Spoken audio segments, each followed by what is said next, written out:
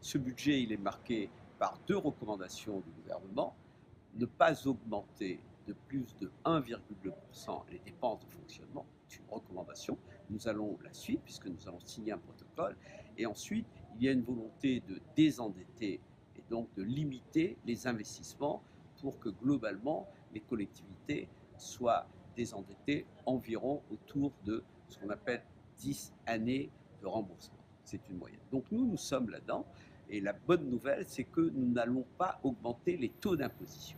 Donc, nous considérons que la situation est difficile pour nos concitoyens et qu'il ne s'agit pas d'aller chercher dans la poche des citoyens ce que l'État nous donne pas. Nous allons, nous, réduire, continuer à lutter contre les gaspillages, réduire un certain nombre d'actions dans l'animation, restructurer nos services pour arriver à équilibrer notre budget. Donc la bonne nouvelle, c'est que nous arrivons à continuer à mettre en place tous nos projets, tous nos chantiers continuent, mais nous redéployons un certain nombre d'animations qui étaient faites tous les ans, ce qu'on fait tous les 2 ans. Nous avons pris des mesures courageuses pour ne pas augmenter les impôts et réaliser l'ensemble de nos engagements pris en 2014. Tous les projets vont continuer. Vous savez, nous sommes associés à la CINOR que nous finançons. C'est nous qui finançons en grande partie la CINOR.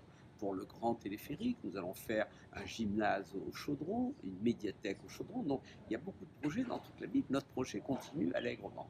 Le gouvernement s'est engagé par la voix du Premier ministre à redonner aux collectivités le montant de la taxe d'habitation qui va être diminué pour le contribuable sur 3 ans, 2018, 19 et 20. Mais nous allons toucher de dotations, compensation. Donc c'est un faux problème.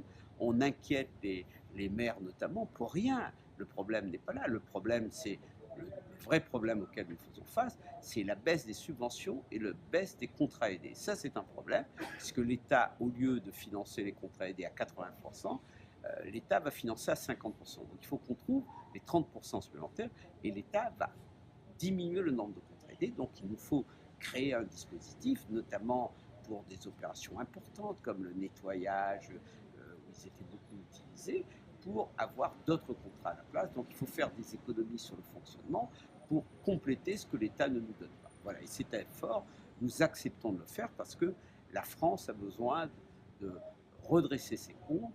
Je soutiens cet effort. Je pense qu'il est difficile, qu'il n'est pas populaire, mais qu'il est nécessaire. Donc les élus doivent avoir aussi le courage de prendre des mesures nécessaires dans l'intérêt général de notre pays et de la République.